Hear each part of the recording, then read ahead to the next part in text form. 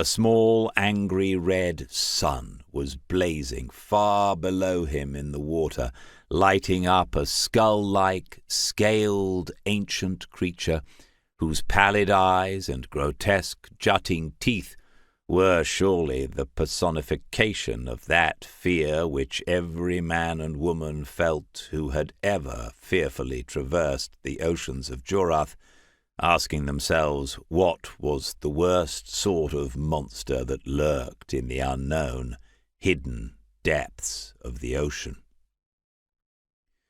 The dimensions of this monster were enormous, and in contrast to the peacefully gliding Leviathan of the Cutlass Sea, this creature from the dawn of creation was moving up towards the surface at speed, directly towards the fleet. "Ahren," whimpered Cullen, "do something! Ahren!" The panic and helplessness of the wolf was almost tangible, but the paladin felt as helpless as his four-legged friend. How could he take on this mountain hurtling towards them? "Uldini!" gasped Ahren, beckoning the ancient to the railing. "Please tell me that you can help with your magic."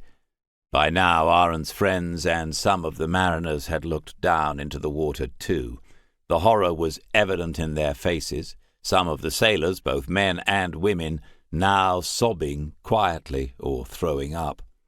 Uldini floated momentarily over the railing, glanced down, and hurried back to the relative safety of the ship. "Horrible little fiend," he said, but the untypical quiver in his voice betrayed the unease of the arch-wizard. "Chelny Nolan?" he whispered, but the elf merely shook her head resignedly. "I am trying to communicate with him, but he is so angry," she said, her voice quaking, "as if our ship had hurt him terribly, and he has come to seek his revenge." "You had better think of something quickly," said Ahren, having peered down into the ocean again.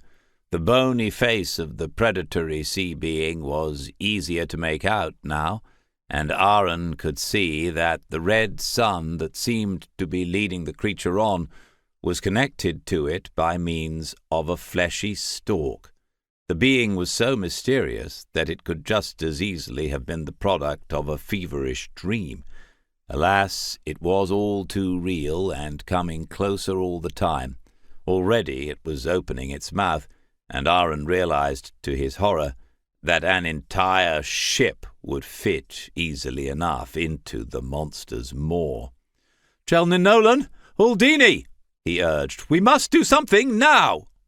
The two ancients were turning to him with looks of bewilderment on their faces when the impossible happened.